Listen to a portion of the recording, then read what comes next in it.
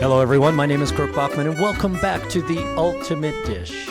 Today, we have a very special guest returning to the show, Kevin Boehm, James Beard award-winning restaurateur, and now published author. It's been almost a full year since Kevin first joined us in January of this year, and what a year it's been. Kevin is the co-founder of the acclaimed Boka Restaurant Group alongside partner Rob Katz, with a portfolio of 23 restaurant concepts and a career spanning over 3 decades. Their flagship restaurant, Boka, has earned 13 consecutive Michelin Guide stars, and together they've been recognized as Time Out Chicago's Restaurateurs of the Year, Eater National's Empire Builders of the Year, and won the James Beard Award for Best Restaurateur in America, 19. But today we're here to talk about something very different. Kevin's deeply personal new memoir, The Bottomless Cup, which was released in November. The book has received extraordinary acclaim from figures like Danny Meyer, Will Guidara, Angela Bassett, and Bob Odenkirk. And it tells a story far beyond restaurants, one of family secrets, personal struggles, and the power of hospitality to heal. So get ready for an honest, intimate conversation about what it really takes to build a life in this business. And there he is. Oh, my gosh. I'm almost getting emotional just with the introduction. How are you, my friend? I'm doing great. That's great.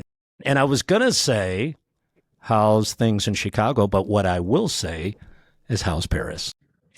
You know what? Paris is great, but I'm a little sad today as I was a giant Rob Reiner fan.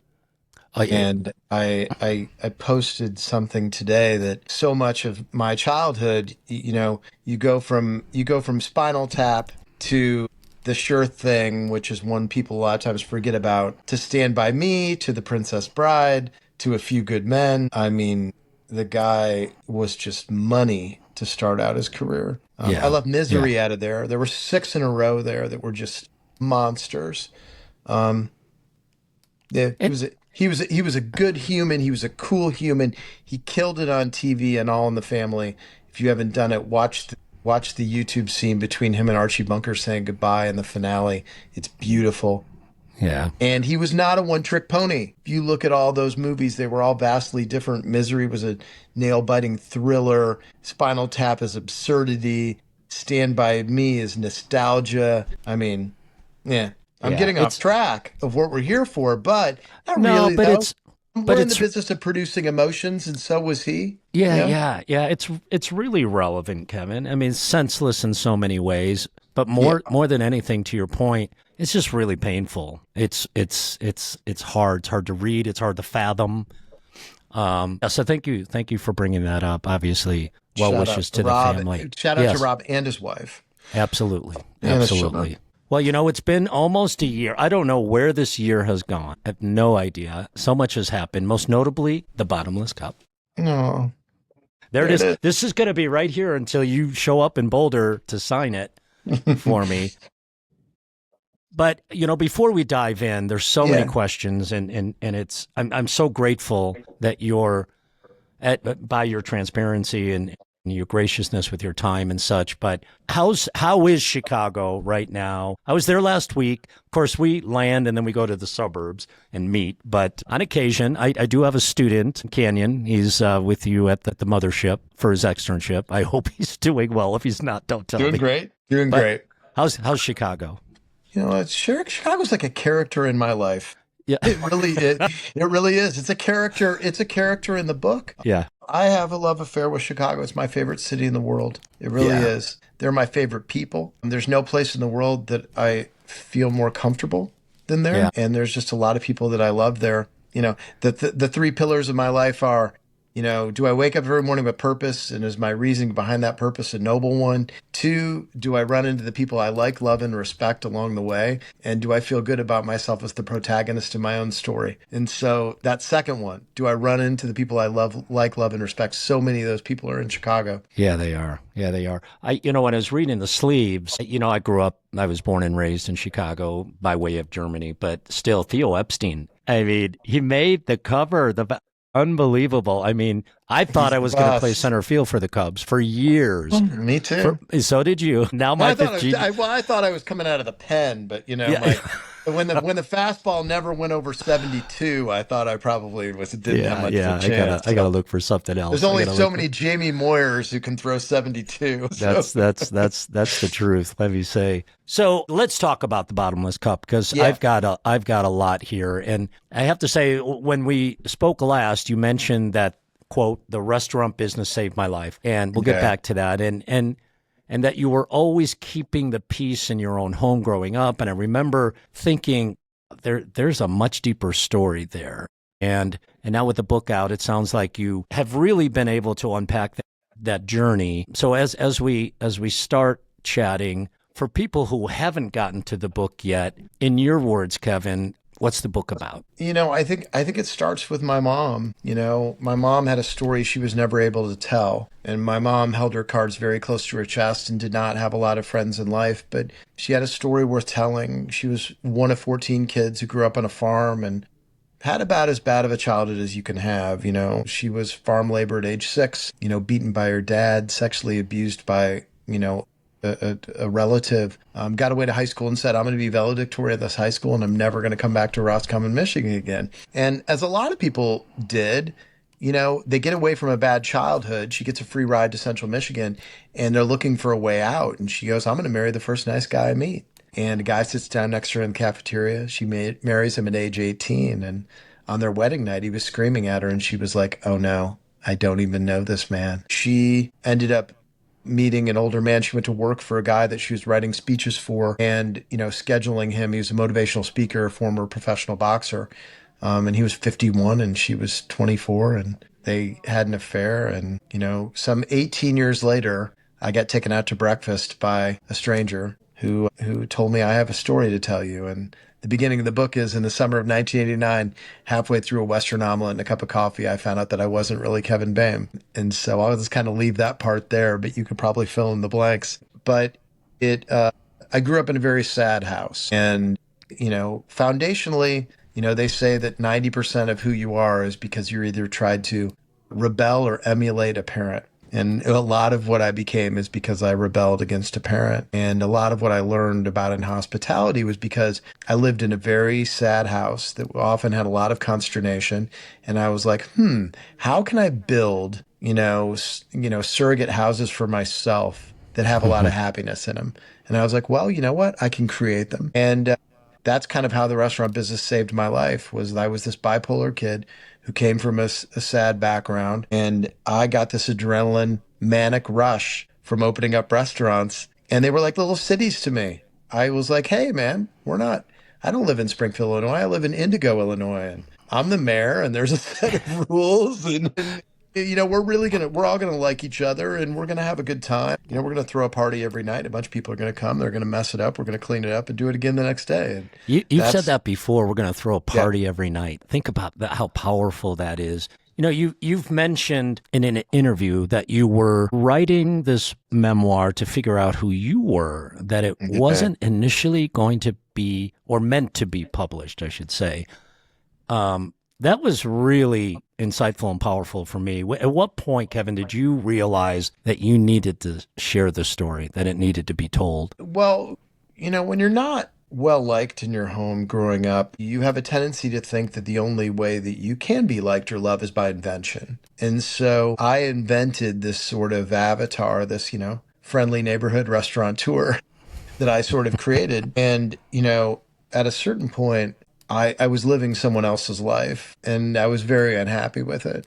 And so when I started writing this story, at first it was, even though I had already hooked up with a literary agent and I was writing it, I really hadn't attached myself to the end result yet, that I was really going to put it out into the world. It was also almost this kind of, meditative thing that I was doing every morning, writing 2 hours a day. And while I was doing it, and while I was stripping all those coats of varnish off of the stories that I'd told for years and replacing some of these lies with truths, you remember who you really were in the beginning, who you could have become, and maybe who you really are.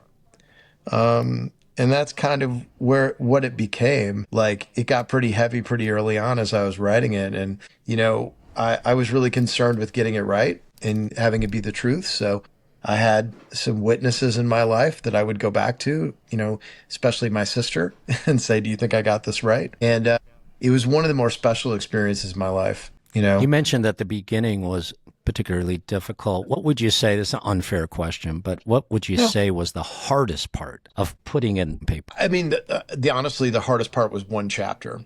There's one chapter that, like, when you get to that weekend before copy editor, and they're like, well, when you turn this in on Monday, there ain't no turning back, bro. And then I was like, I'm putting this out there in the world, and you spend a weekend trying to get used to it. There was just one chapter that I was like, man, am I putting that out there? Am I doing that? And who do I You're need? opening yourself up. It's Yeah, there. It is. There it is. And here it is. Like it or not, these are the ABCs of me. So, but after that week, I felt really good about it, because we all go through life with people looking at your life and sort of filling in the blanks, right? We haven't walked in each other's shoes, and everybody looks at, fill in the blank of your famous person, and you're just like, Tom Cruise's life must be really rad. But he has the same complexities that everybody else does, or whatever. Sure. We don't know. It's every person walking on the street. And so at a certain point, I was like, I don't know how many people are going to read this, but the people who do, and the people in my life that love me, will read it, and this is who I really am. And so it's like my girlfriend the other day had a friend of hers call because she had just finished my book, and she said, I think I know Kevin better than I do my own husband. And I was like, so to that point, perfect segue. Danny Meyer called it and I quote, a riveting page turner about life, longing, self-discovery. When you get that kind of response from someone who really understands this industry like Danny does, like you do, and what it takes out of people, that must mean something. How has the response been? Here's the harder part. Are people reaching out to share their own stories with you as well? Yeah, there's not been a day in the last month that I haven't gotten a half a dozen emails from people. Because once you open that door a crack and somebody says, either, I think I might be bipolar, I've really been struggling for a long time, I've never gone to a therapist, I had this happen in my childhood, this has never left me, I've got this weight that's been on my shoulders for 20 years. You hear all those things from people, and I kind of love it because I love engaging in those dialogues. And so it's created some relationships with some people that I already had that just deepened them. So I welcome those conversations for anybody who reads the book. Yeah. And that's what you hope for. You write something like this, and you hope that somebody sees themselves in it. And it moves them, right? It's a beautiful thing, kind of giving back, which we try to do in this industry, right? One thing that stuck with me from our last chat was, at that time you said, scratch most restaurants and you'll reveal an addict. And you also described your early staff as, a punk band playing in a church gig.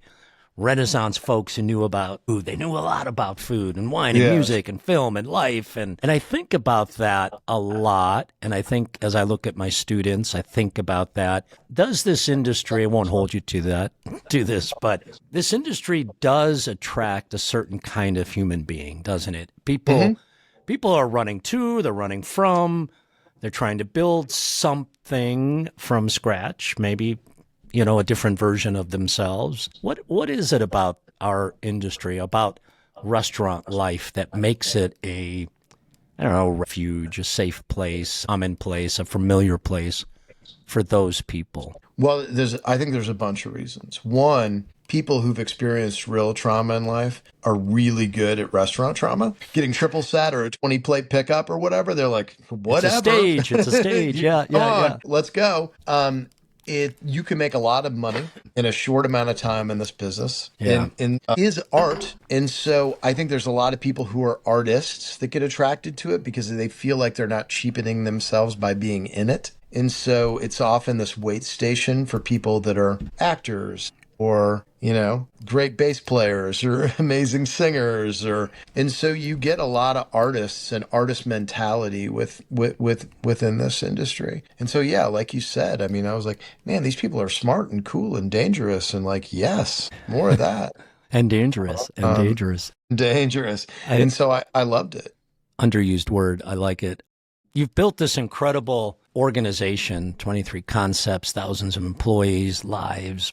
relationships, partnerships. I think we're more than that now. I think we're over 30 now, but yes. Isn't that I mean, can't even keep track. World-class talent like, Stephanie and Lee and all these creative, driven, intense people around you. How do you create an environment where people can leverage their true potential and really thrive? Really thrive. Well, first of all, you treat them like partners because they are. And so a lot of times that first meeting that we have at a restaurant where all the decision makers are sitting around the table, you just say, hey guys, we always tell them everything about the project financially. We share every line item of every P&L. And we tell them, hey guys, we got 2.7 million wrapped up in this. And so until we've made 2.7 million back, we haven't made a dime. The faster we get to that number, the more money you are going to make. We're all tied in this together. We're all in the foxhole together. And I want you guys to make more money and feel like you can move up, and let's get there together. And so it's always we're all doing it together, try to make it so it feels like there's less of a hierarchy, and we're doing a project together and we all have specific skill sets within that project. I like that. For young people that are entering this field, this career, this world, what do you wish someone would have told you about taking care of yourself while you were building, your career in the hospitality industry? Well, I wish somebody just would have broke it down with me from the beginning and first of all, said, who do you want to be? And then said, well, Kevin, you don't have to recreate the wheel. Here's how Syria or Danny or whoever I would have said got there. And because I felt like I was having to build the architecture, and it wasn't, I took this crazy circuitous route that maybe I didn't have to. But I think somebody could have just told me, first of all, study and know your craft. And here's the things that you need to do. So you're a general. I love that, a 5-star general. They're called a general because they have general knowledge of everything. Right? Yeah. That's why they're a general manager. So in order to fully manage and be a great restaurateur, you have to be able to expedite and be a food runner and know how to hold a plate and knows what happens in garde manger and knows how to work on the line and knows how to fix the dishwasher when it goes down and knows a little bit about plumbing and HVAC and this general knowledge of everything. And so that would have been the first thing. Know a little bit about everything.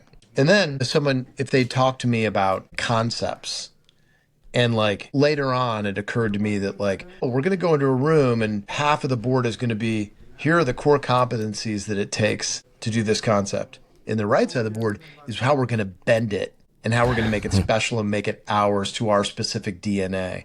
I mean, I wish somebody had taken me through all these things so I knew what the bar was that I had to get up to. Instead, I just kind of flew blind. Yeah, so I'm going to contradict even myself, go off script here. You landed where you wanted to be, where you were supposed to be, without any of that. I did. If you did it again, would you value that feedback, or did you do better on your own? I probably short-term did worse and long-term did better. Yeah.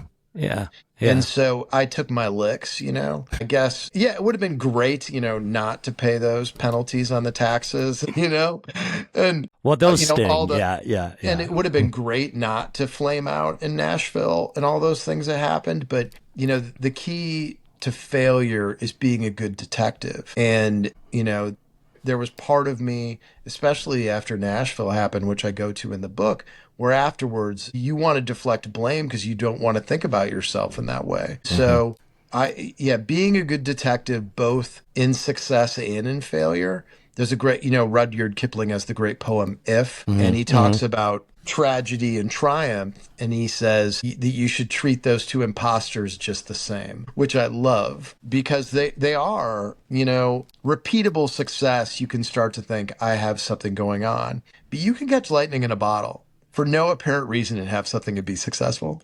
Yeah. As soon as you start thinking, well, I've solved it. I don't need to do anything else. That's when the universe says, guess what I'm going to do to you. And so I'm a pretty good detective these days. And I can even look at something and say, you know what? It's successful, but we got maybe a little lucky there because of X. And let's get even better now. Let's not leave anything on the table. That's fair. People leave a lot of things on the table when they're successful. Big sales, mass get efficiency, You had really good timing on a concept. So right now, people are appealing to the concept, but somebody's going to come in a year and do it better than you are if you don't continue to approve. Yeah. Yeah, that's such great advice. By the way, as I sit here as the president, I get asked to check the HVAC as well, by the way. Something the board hates that I do. But you're pulled to it sometimes, right? You're pulled to it. You sure are. Something you can have great food and great design and great hospitality, but if it's 86 degrees inside your restaurant in July, your restaurant still stinks. Same. Something you said in our last interview, another thing that you said in our last interview really stayed with me, and I've used it sheepishly. I've stolen it from you, but you said hospitality is about making people feel seen. And I just absolutely adore that. It's powerful. It's a powerful philosophy, and knowing your story and more of your story now, I think I have a better understanding of where that comes from. And we talked about this before, but I just think it's so important that you share, Kevin, how you actually create that feeling for both your guests and your staff. What is it like making people feel seen? And what you talked about last time was get something in their hands right away. I mean, I want a drink, a bouche in their hands, like right away. I see you. I'm going to take care of you. Well, I'm going to throw some love to a Boulder person, which is Bobby Stuckey. And when we created the Independent Restaurant Coalition and we started to lobby with senators, I jumped on a call with Bobby. And at the beginning of the call, Bobby had done some research on the senator, and he was like, Senator Casey, congratulations on that transportation bill last year. And he was like, well, thank you, Bobby. I appreciate that. And like the whole tone changed because Bobby made that senator feel seen and appreciated. And he kind of like leaned in a little more towards us. And that was Bobby just using his hospitality skills in a different venue. And so, that's one example. And then another example of just like a big box chain doing it is like, Ruth's Chris, their big hospitality thing for VIPs was we're going to have an off the menu item that only VIPs can get, which was so much better than giving them a free dessert. No one else can get this. I mean, scarcity, like, sells being seen like nothing else. So making people feel seen is a skill set. And it's surgical. And, it's, to quote one of the old school books, you brought up Danny before. It was like, I think Danny, his book brought up, so let's seat the people from Minneapolis with our server who grew up in Minneapolis, because then they can feel connected and they can feel seen like, oh yeah, we sat you with Joni because she's also from Minneapolis, and boom, all of a sudden you're like, wow. And it's a Jedi mind trick too, because people think if you're paying attention to details, then you're paying attention to everything. And the same thing in reverse is, I went to a restaurant years ago with a friend, and the hostess, when we walked up, was reading the newspaper. And so she couldn't see us. And so I went, shh. I set my little stopwatch. I was like, I just wanted to see how long. Wait and see. Yeah. I finally cleared my throat, and she put it down. I go, and as we were being walked to the table, I go, I just knew it. I mean, it was like the manager's letting her get away with having a newspaper and sit behind the host stand, and what else is going to go on? So being seen and not being seen will make the food taste worse, even if it doesn't taste worse. Yeah. And even if it's not 86 degrees, I totally agree. Will Guidara wrote something beautiful about your book. He said that there's nobility in hospitality, unbelievable power in pouring yourself into the restoration of others, but that your story shows, and again, quote, how sometimes answering the call to serve is the best way to restore ourselves. Talk to me about that, Kevin. How has serving others created these experiences, caring for guests, seeing guests, employees, been healing for you personally? Somebody not that long ago said to me, when in doubt, when really depressed, do something nice for someone else. My girlfriend and I started doing something not that long ago that we would do a daily recap of the day, and we would write down, here's what good happened today. Here's what's bad happened today. Here's what I learned today. Here was my service of others for the day. And was the day a win or a loss?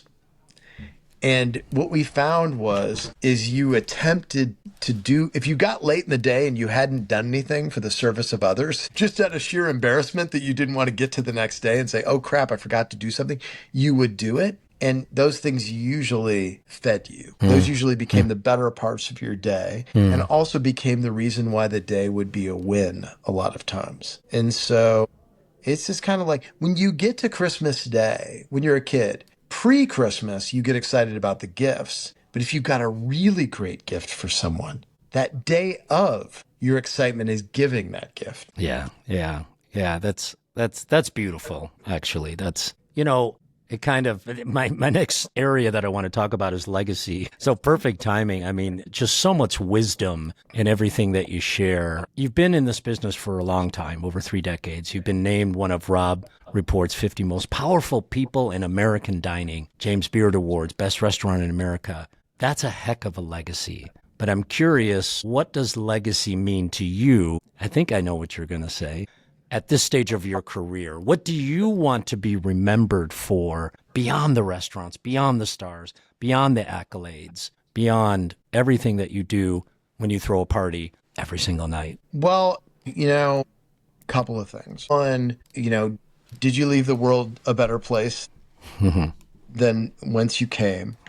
I have on my notes section of my phone all the people in this life that I know that I love and that I know love me. That's a big legacy piece, is how those people have enriched me and how I've enriched them. And then, obviously I have 3 children, that I hope that, can learn from my mistakes and also build on the things that I started working on in my life, and that could just be ethos or kindness or hospitality in their own lives, not necessarily in the profession. And then, in the book, it was really important to me to talk about mental health. And because even though it's better than the generation before me, which was sadly repressed about mental health, it still seems like I know so many people who go to the gym 6 days a week, but they're like, I'm not going to see a therapist. It's like, how has this not become a regular thing for at some point in your life to have a relationship with a therapist where you get, because that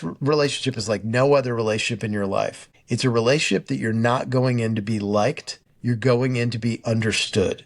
So the only key to that relationship is be honest. And so I think that's my big message here in the next, decade, 15 years of my life, is have that relationship at least once in your life and break some of the patterns that have maybe broken you. Because I went 50 years and was not a happy person. I had a lot of manic and joyful moments. Don't get me wrong. I'm not asking anybody to feel sorry for me, but sustained happiness was very difficult for me. And now as a very happy person, I never could have gotten there without me throwing the kitchen sink at it, which was a lot of different things. It was the Hoffman Institute, and it was ayahuasca, and it was a really talented therapist, and it was getting medicated. And so I hope people just don't think this is my lot in life. And then they hit rock bottom and they don't survive it. Because if there's one theme to the book, probably that rock bottom is a gift, but only if you can survive it, so don't risk it. I was able to come back from it. And when I came back, it was a gift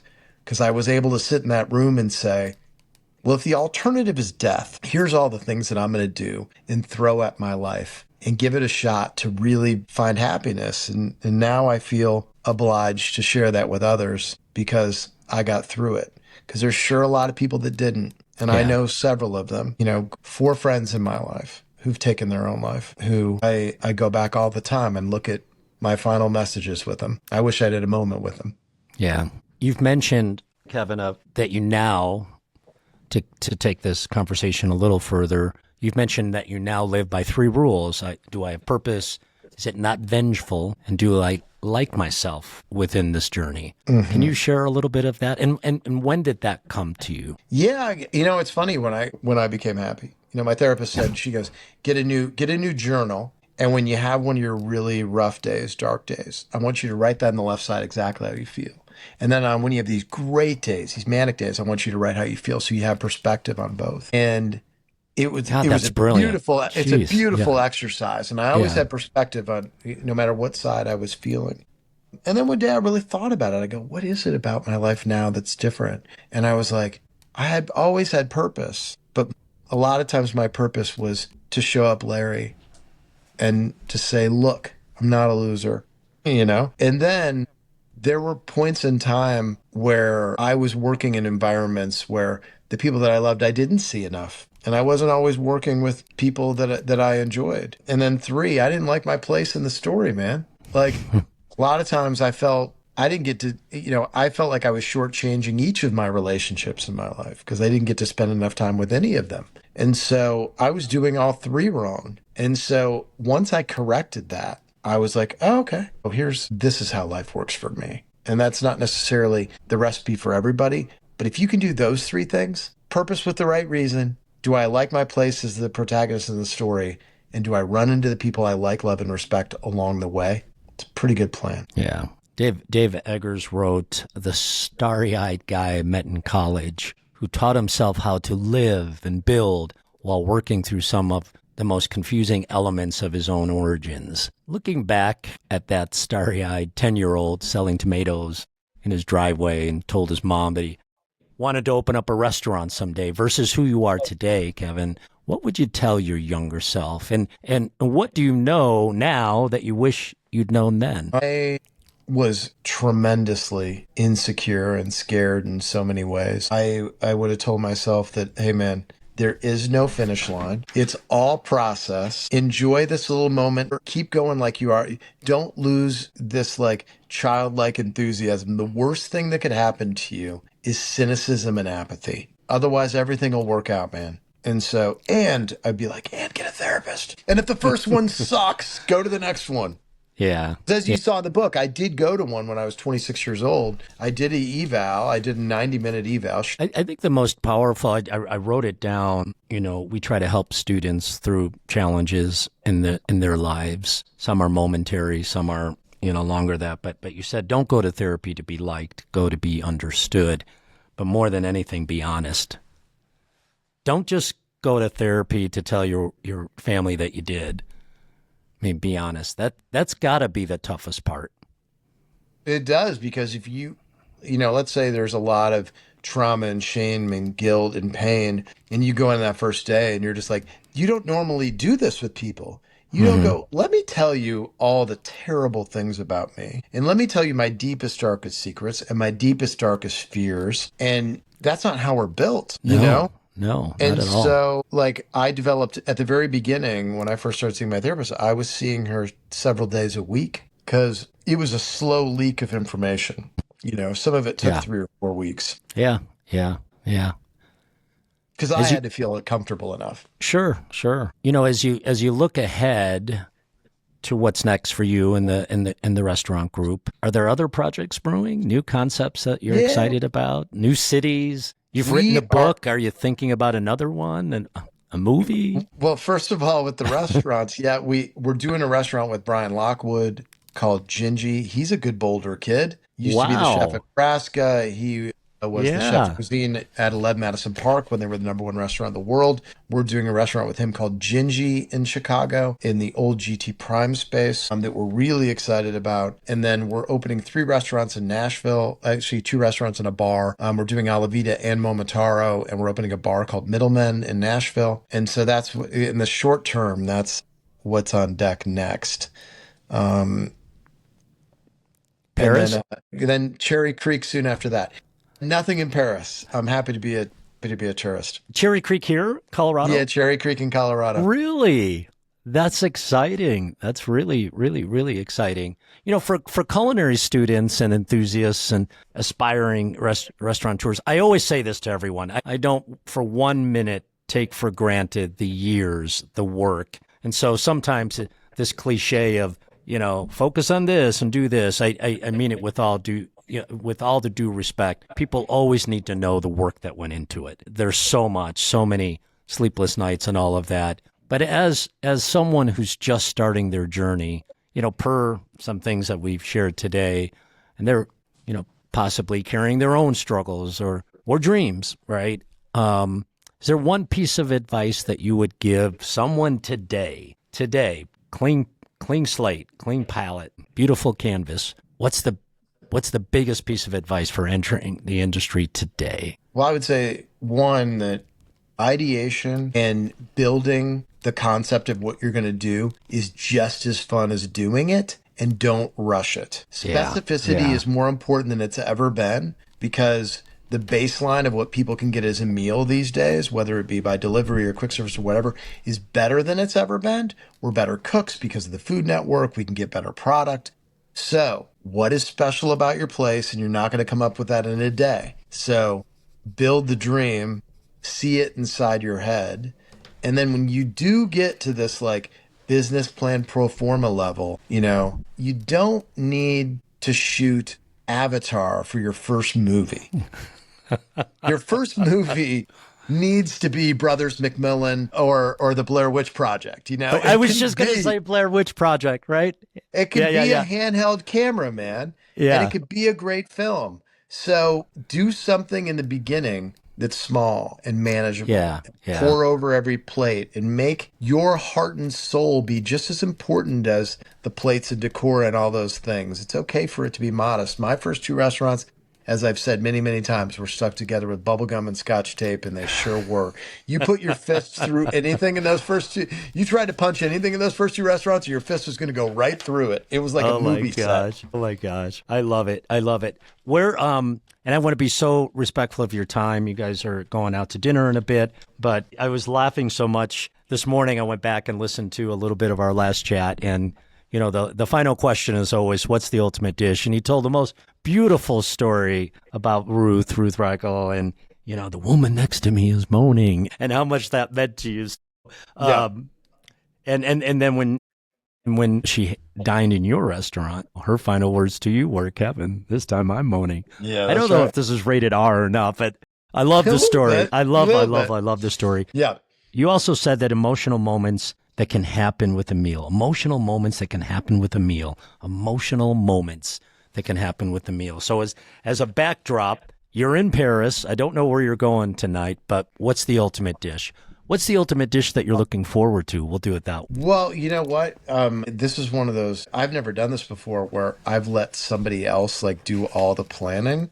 But my girlfriend's very worldly, and she actually graduated from culinary school herself. And wonderful! So congratulations. All I know is I'm going to omakase tonight. No way! And so that's my favorite. So we had this great meal at the Hotel Cheval Blanc the other night here, which is, LVMH opened up a hotel here in Paris, and it was beautiful, and we had a great meal there. So, I'm with the girl I love, and I'm going to be eating omakase. I think that's probably going to be a pretty emotional moment. So I think that's pretty good. I think pushes Ruth to silver medal on the podium.